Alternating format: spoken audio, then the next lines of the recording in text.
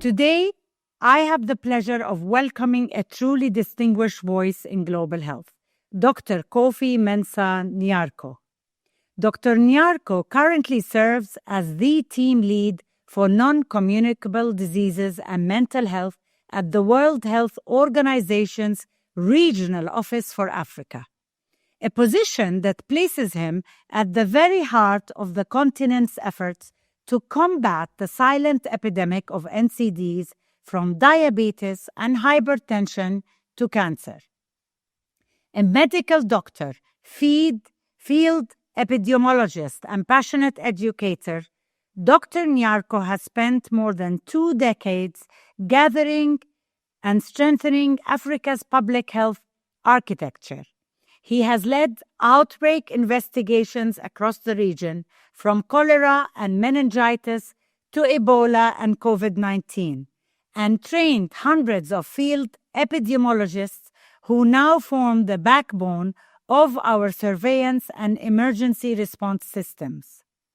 But beyond infectious disease control, his voice has become increasingly influential in shaping how Africa approaches non-communicable diseases, and particularly women's cancers.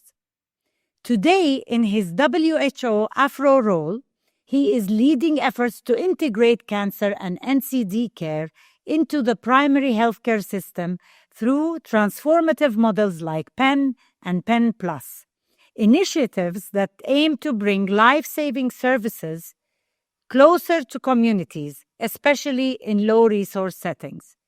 In this conversation, we'll talk about the foundations required for Africa to succeed in fighting cancer and the importance of partnerships, including with the private sector.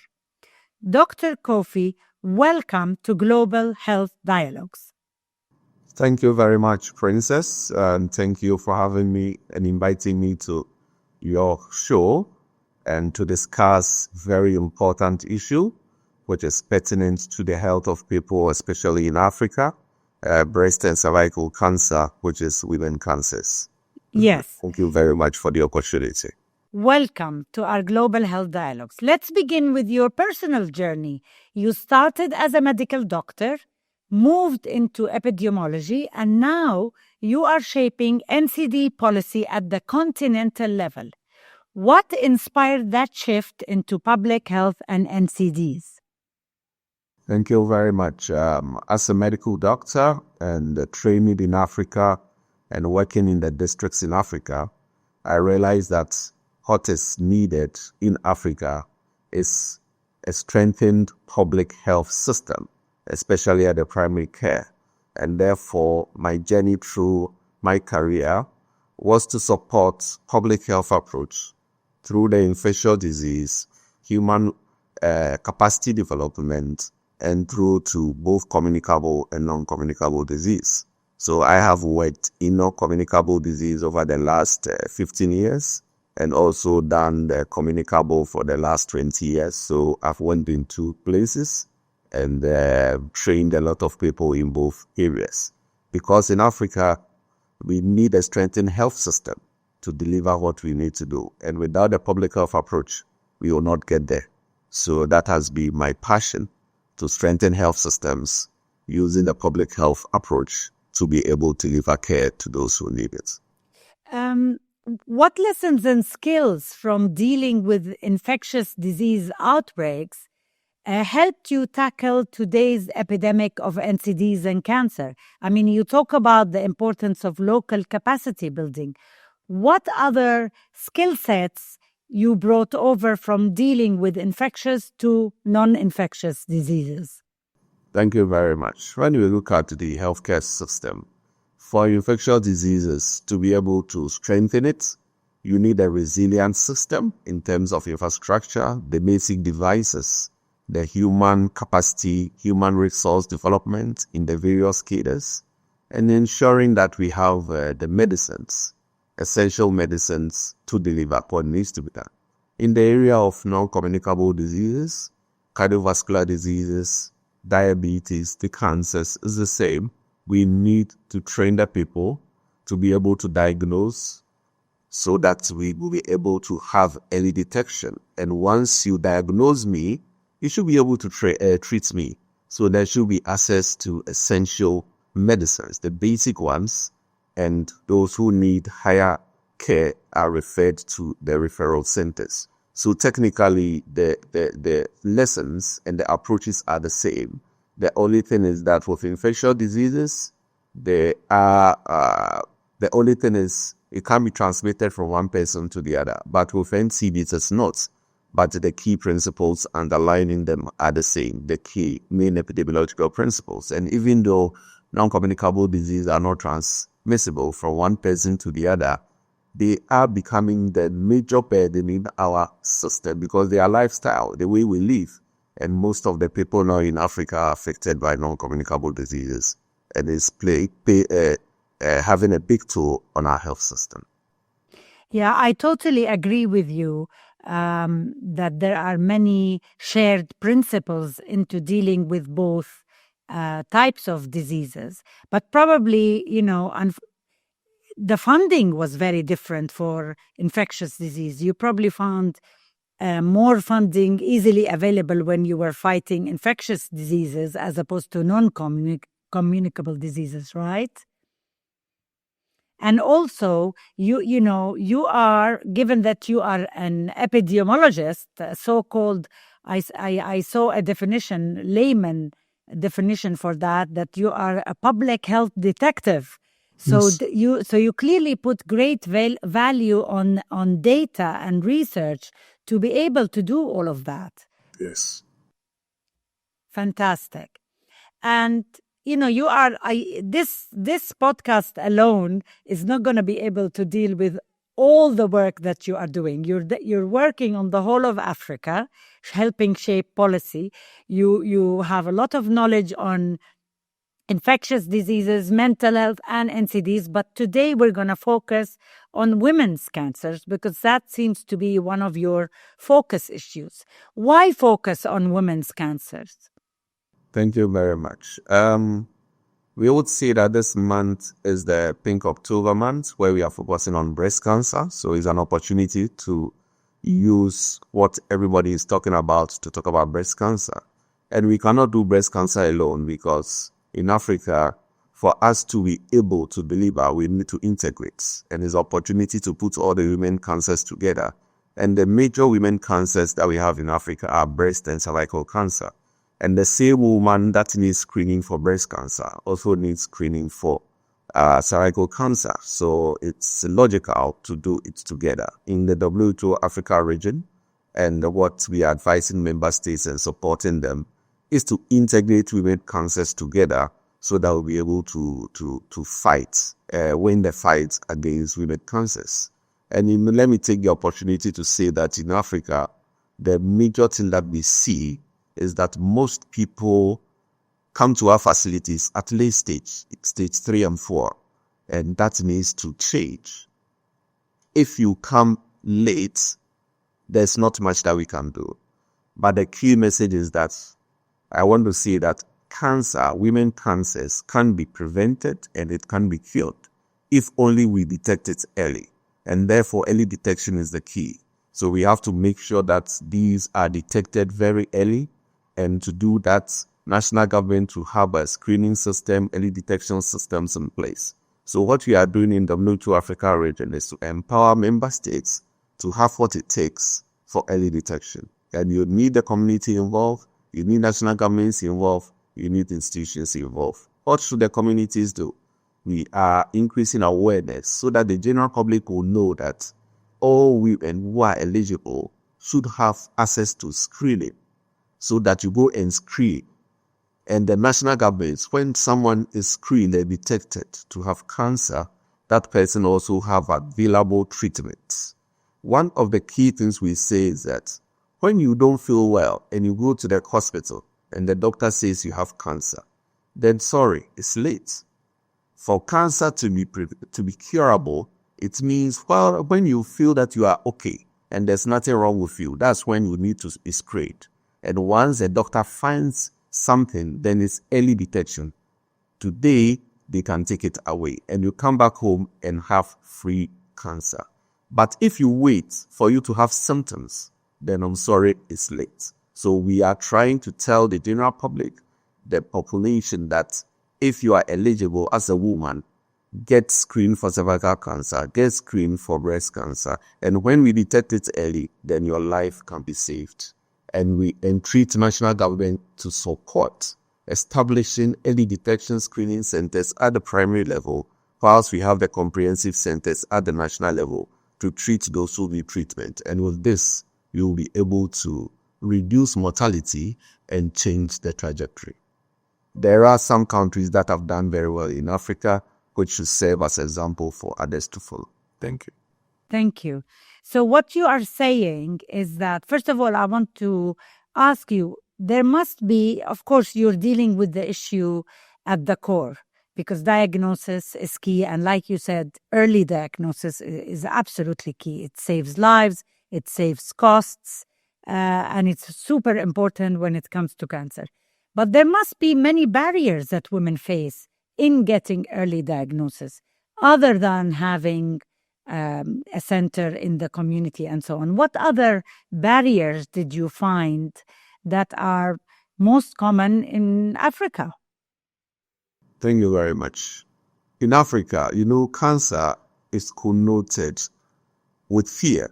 And when anybody is diagnosed of cancer, they fear the stigmatization. And people equate cancer to death in Africa. Why is it so? It's because we detect it late. And once there's late detection, there's not much we can do. And therefore, anyone having cancer die. Once they get to the hospital and say you have cancer, they do what they can. Within a few months, they die. So the barrier is that the people think cancer is equates to death, and therefore they don't want even to be diagnosed. So as I said, once we improve education, awareness that cancer is curable when detected early, and we get people screened and detect early, it will change the trajectory. So one of the major barriers is the level of awareness, knowing what the situation is, but most of the people don't know, and lack of education. Secondly, there are some places also that there are lack of diagnostic capacity, especially in Africa. And therefore, even if a woman wants to be screened, there are no place to be screened. And we entreat national governments to strengthen diagnostic capacity, especially at the primary level, so that those who go for screening will be able to have their screening done and referred for care. So these are the major barriers. But this is surmountable. When we take Algeria, for example, they have increased screening centers, early detection centers at the primary health care level, and a lot of women have been screened, and they've been able to move late detection from 30%. Previously, early detection was around 30%. Now, about 70% of women coming to facilities in Algeria are coming early, and therefore we are saving lives and improving survival. So it can be done. Yeah. And I agree with you. The continent Africa is, of course, not homogeneous. You have different countries who have different contexts with regards to infrastructure to cancer treatments, right? Some don't even have radiotherapy machines, for example. Some don't have diagnostic machines, or others don't have many healthcare workers specialized in cancer care or oncologists, and so on and so forth. Whilst others are higher up the ladder, right? Like Ghana and Rwanda and others, they actually have cancer care hospitals, maybe in the capital or maybe in district areas. So it's a multitude of contexts in Africa. But what I'd like to stress from what you said is that, or what I love about what you said, is the fact that you are looking into the cancer pathway for a woman in rural Africa, whereby you are bringing in cancer treatment to the community. So designing the system to where the women are. That's one. Yes. Because many women don't even have the funds to go to the capital or Yes. to travel even to the nearest city and so on. Yes. Because there are many places around the world, unfortunately, women have to fit the system rather than the system fitting the reality of the women. And in this case, I think, which is later on, I'll ask you to explain further about this WHO Pen Plus model, which is kind of what you're talking about, is the fact that you fit the system to the women, the reality of the women in Africa. So that's one. The other thing I'd like to stress, the fact that you're looking into the cancer pathway. In my capacity, when I was president of the Union for International Control and having visited so many countries all over the world, I would see so many or hear about so many initiatives, for example, that don't look at the pathway, meaning you'd get some donor NGO who wants to come in and just look into screening, for example, without any pathway as to what happens to the lady if she was diagnosed to have cancer, for example. So the pathway would stop right there. She would be screened. She would know that she would have cancer, and if she was in the wrong country, she would have nowhere to be treated at all. But I think this is very important that you're looking into the cancer pathway for women in rural Africa, whereby once they are diagnosed, then there is a very clear referral method to the next stage if she had cancer, to go to a district hospital. And that hospital, like you said, should have the essential medical protocol to be able to treat her for either breast cancer or cervical cancer. And I would like you to tell me in your own terms, to tell me more about how this decentralized system of WHO Pen Plus model works, and in how many countries are you implementing this model? Thank you very much. As you said, you cannot screen a woman and not be able to refer the person to where they can have treatments. And when you do that, it's unethical. And therefore, you cannot do one and leave the other. Cancer care needs a continuum. You have to talk about prevention. You have to talk about early detection, treatments, and palliative care when necessary. And therefore, countries cannot just build a center to treat. If you only have a center to treat and you don't do the public health in terms of early detection and early diagnosis, nobody will come to your facility. They only come at late stage where they are about to die, and therefore there will be no survival for you. That is why WHO has a system and a framework where we are developing through the continuum. So we initially have what we call the package of essential non-communicable disease interventions, called the HUPEN, which strengthens the primary health care so that all NCDs can be diagnosed and managed at that level. Then all those that need referral from the health center can move to the district hospital. The Pen Plus is an approach where when you go to the district hospital and you need further care, some district hospitals, we found that they did not have the capacity, and that they move from the health center to district hospital to be referred to the higher center. But most people, because of distance, cannot go to the national capitals. So the Pen Plus approach is to bridge the access gap by building capacity in all district hospitals to be able to manage severe NCDs, such as rheumatic heart disease, sickle cell, type 1 diabetes, and other severe non-communicable diseases. And that those that only need specialized care will go to the national center for treatment. And with the Pen Plus approach, which was a strategy which was adopted in 2022, we are already in 20 countries, and we are planning to scale up next year to additional countries with the support from our donors. The Pen Plus is being supported by Hensley Charitable Trust, a philanthropy organization in the US. And for Pen, we are implementing in almost all the 47 member states. So we make sure that there's continuum of care through palliation to rehabilitation.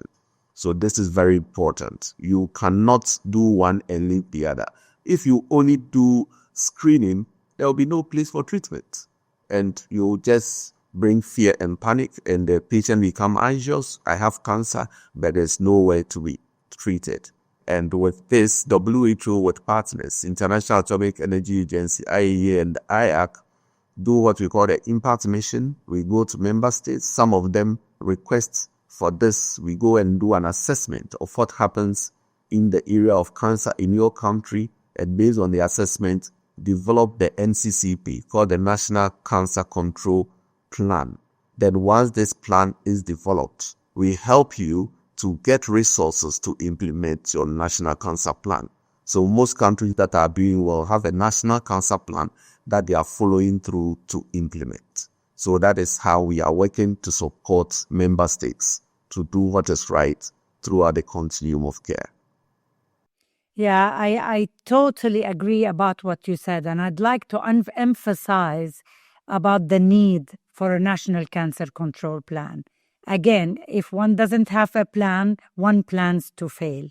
And if one has a very realistic, logical national cancer control plan that is tailored to the context of the country that you're in, however long it takes, it doesn't matter, but it moves you and improves the context you're in one step to the next, and all the foundational elements start to be laid down. And I think many countries get so overwhelmed in having to deal with cancer because they feel it's so expensive, so overwhelming, it needs so much infrastructure and so on.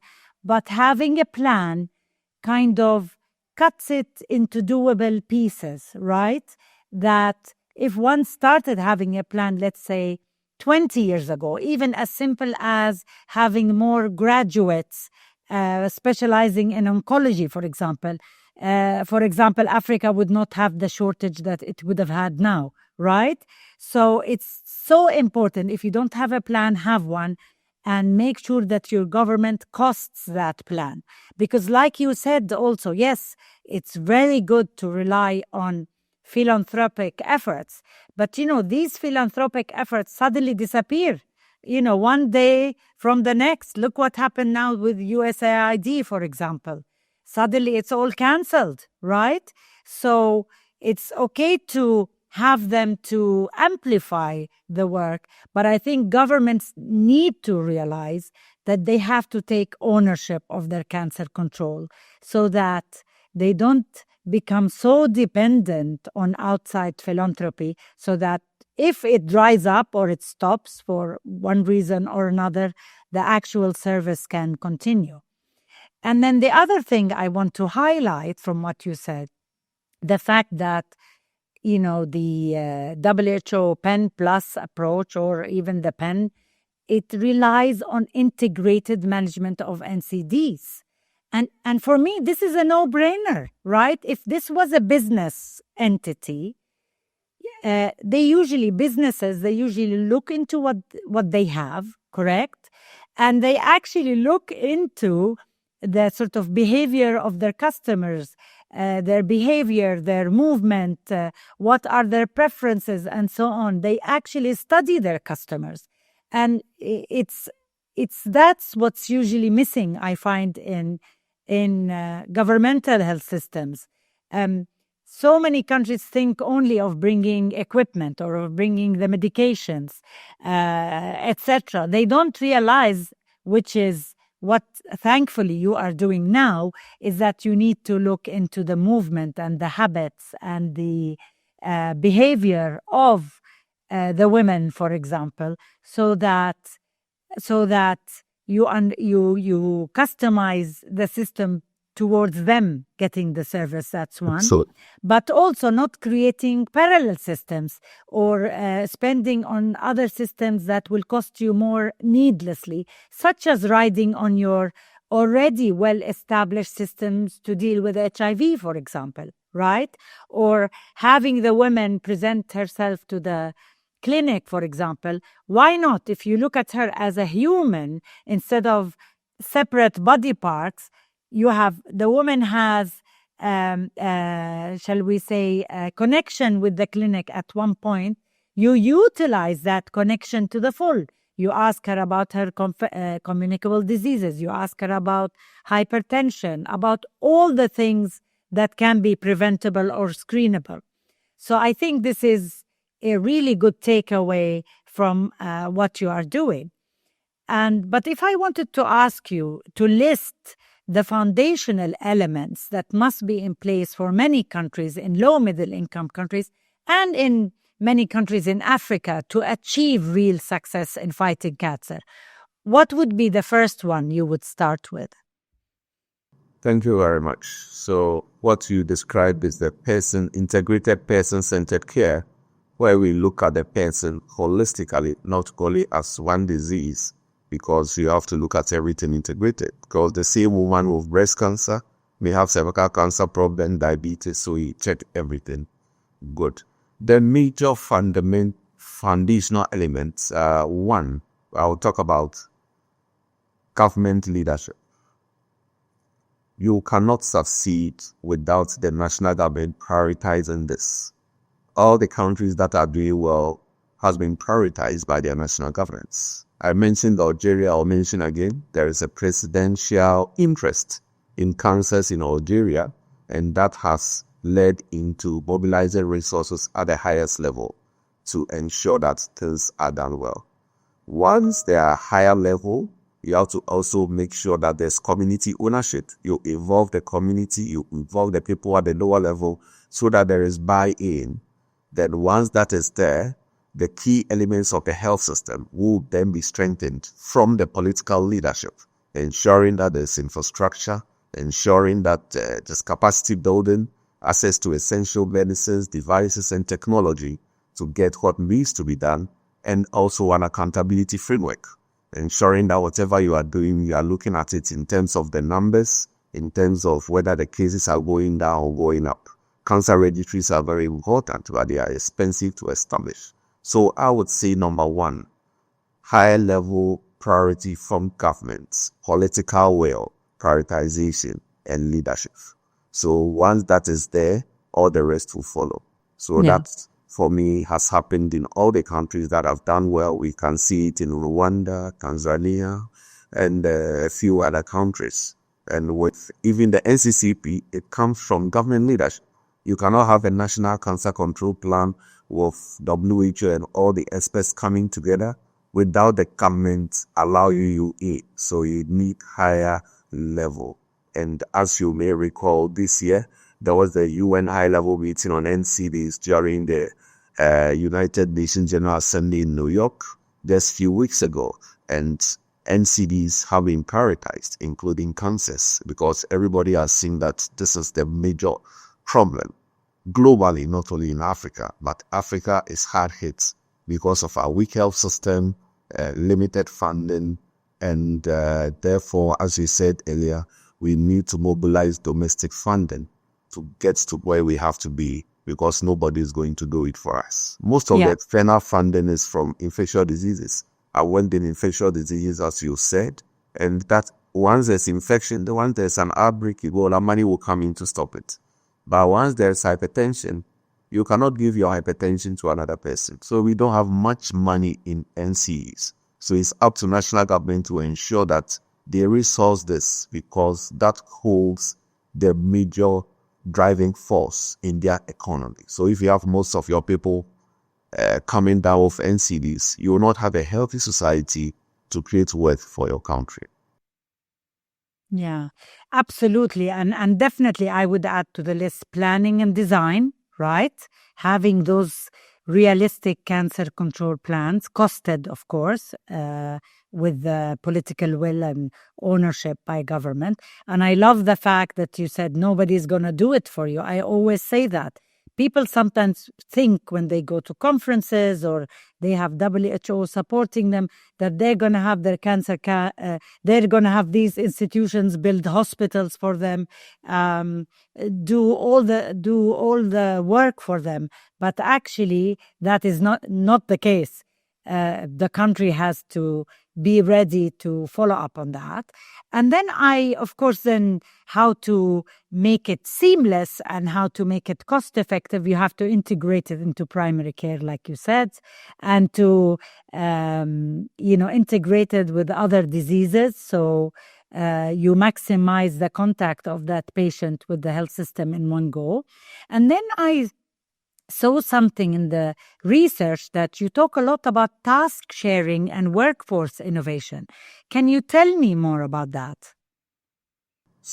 Yes, so in terms of an African health system, you know that we have an issue of human resource, and therefore you need to train the people, especially at the primary health care, to support in diagnosis, to support in early detection and awareness. And you need to do task shifting and sharing so that people who have been trained primarily for something else will be able to also screen for breast and cervical cancer.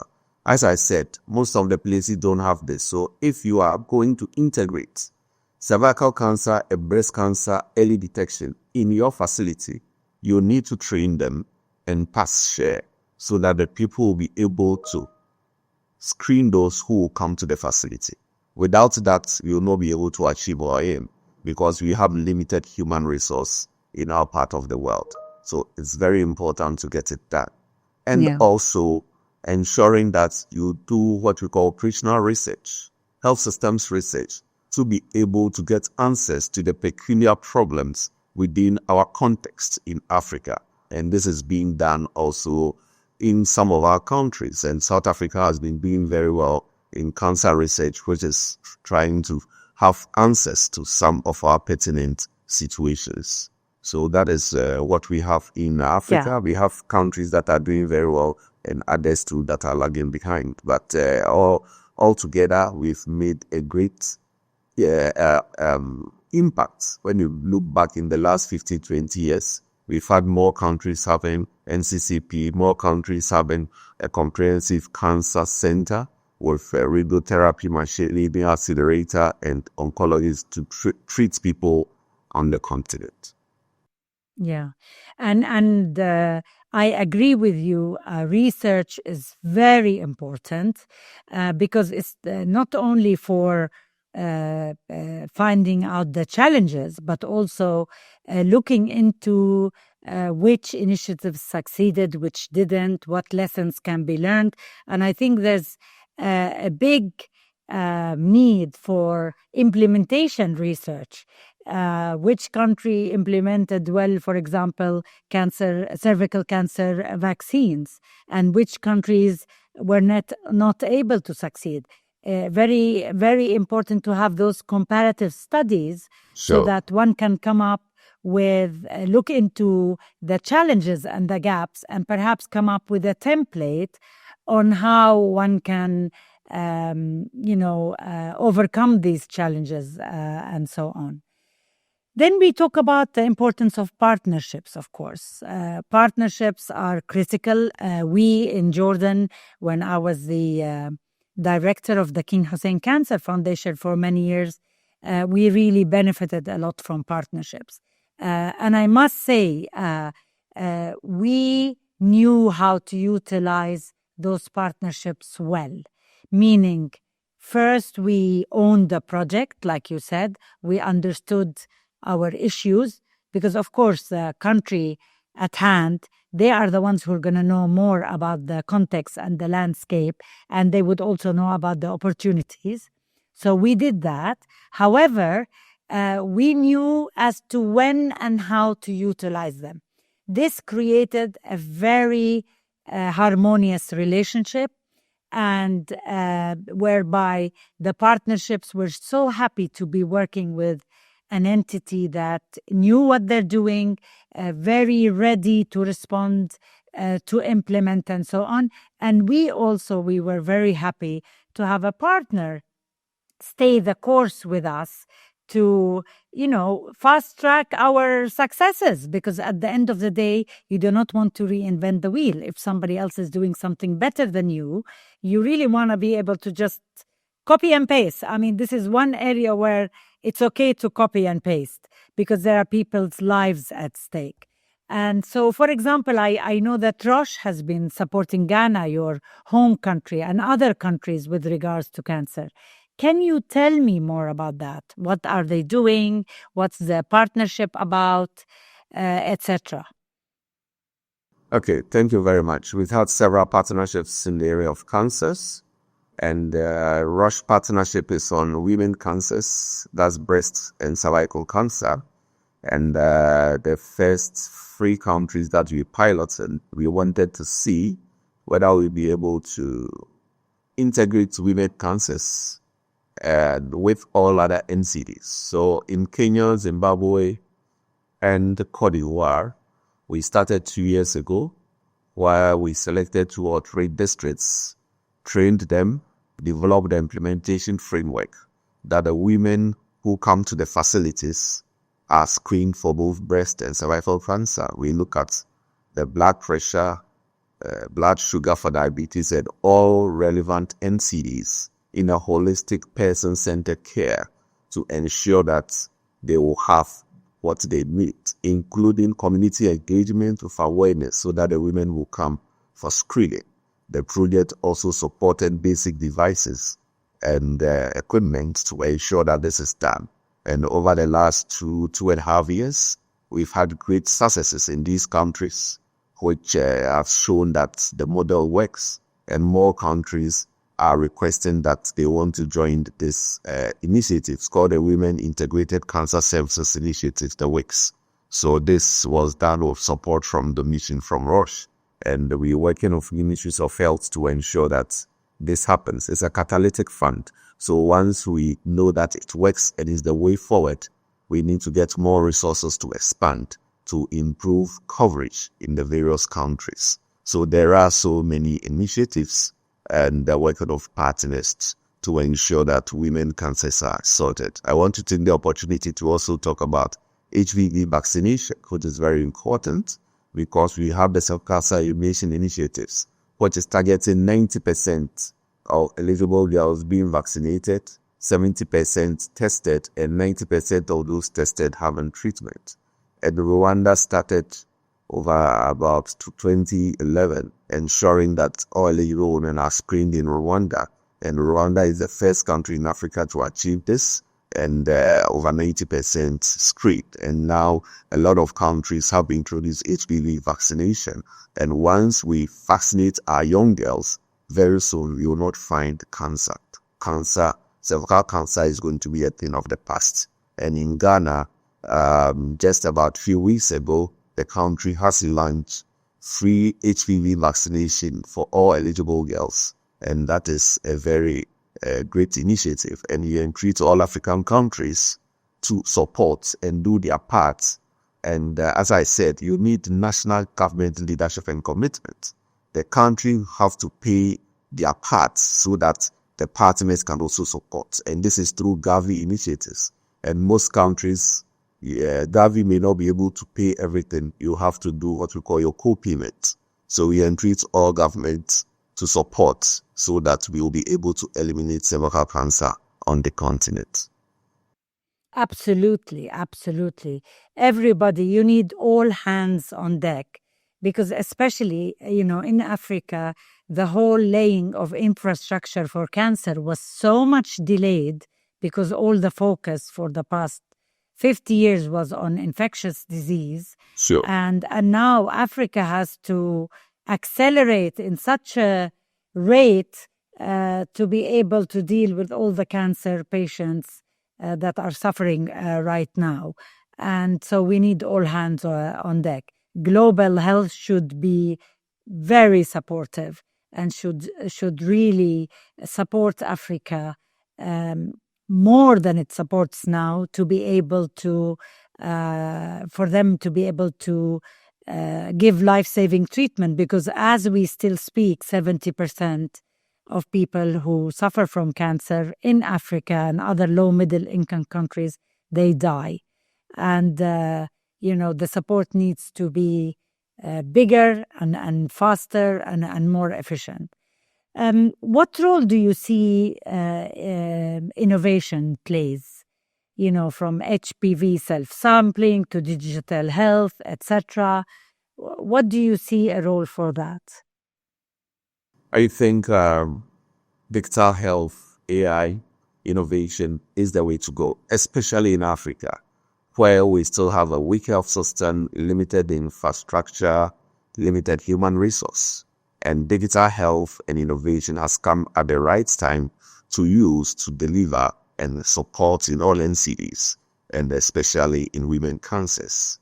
We are able to take pictures and images, and based on that, AI will be able to see whether that image is pre-cancer or cancer and what needs to be done.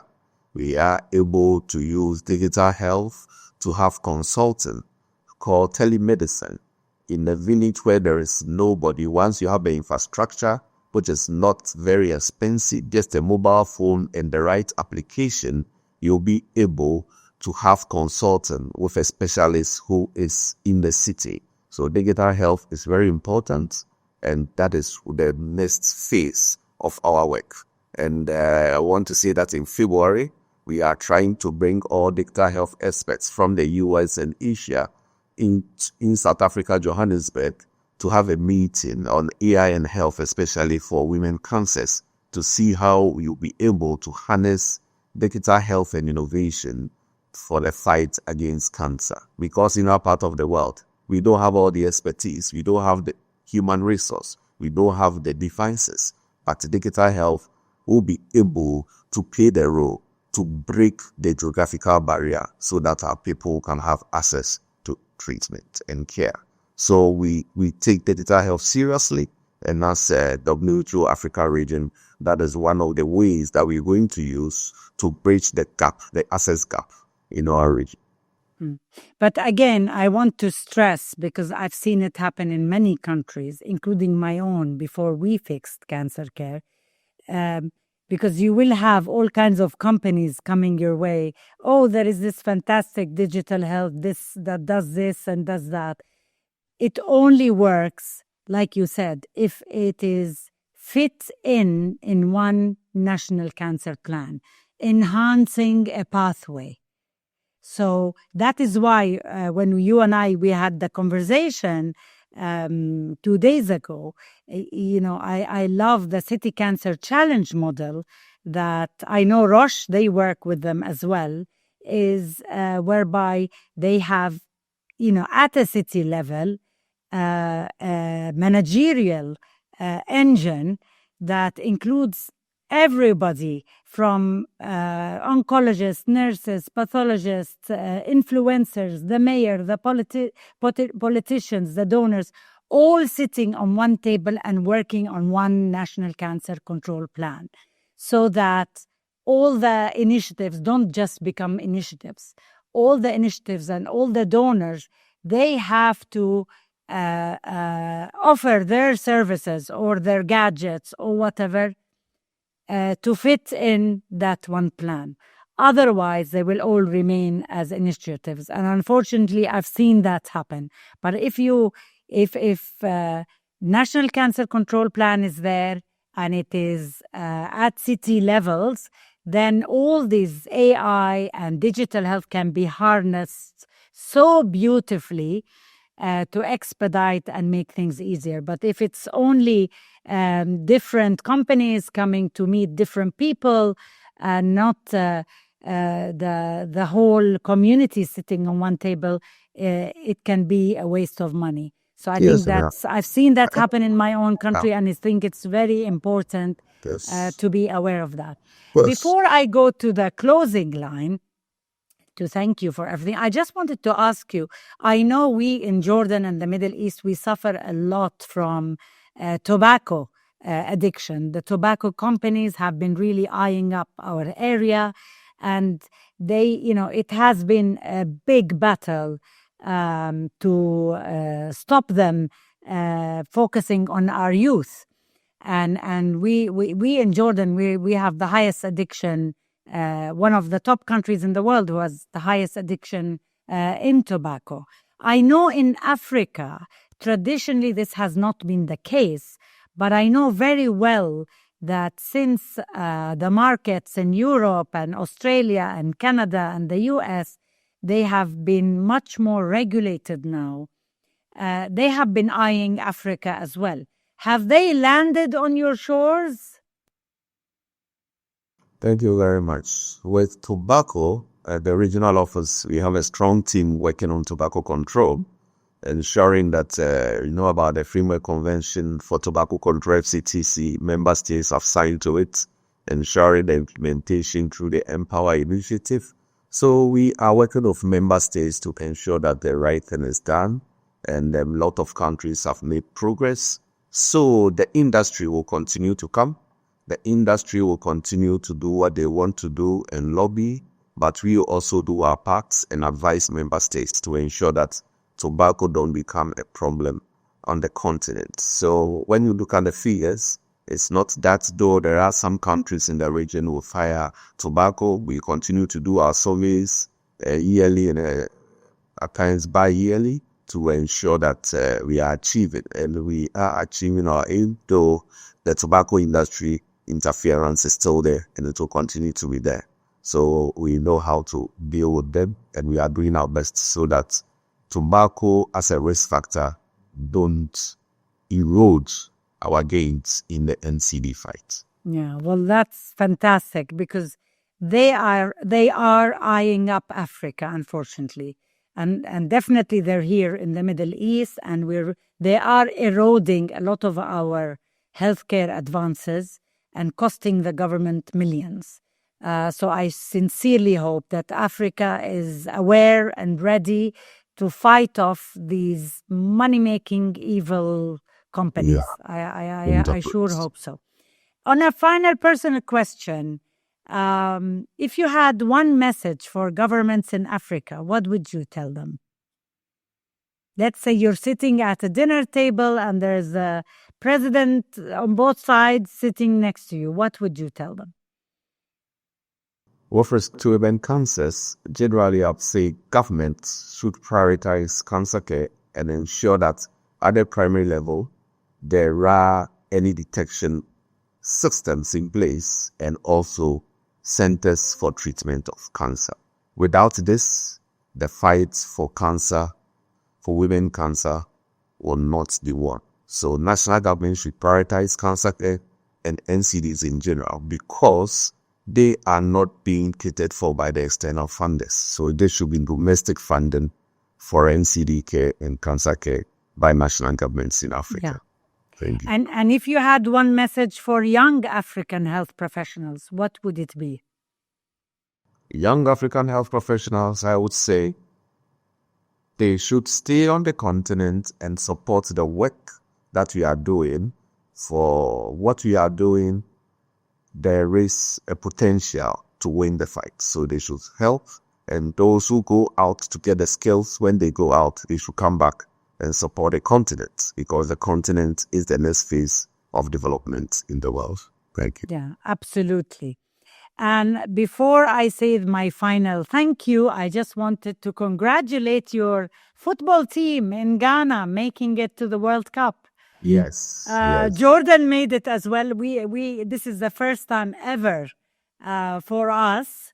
This time Ghana is going to make a great impact in the World Cup. Yes, I hope so. I really, really hope so. Dr. Nyarko, thank you so much for sharing your insights and your vision. This has been a powerful conversation about equity and action in global health. It's been an honor to have you on Global Health Dialogues. Thank you so much for coming on my podcast. Thank you very much, Princess, for having me. Most grateful. Thank you so much. Thank you.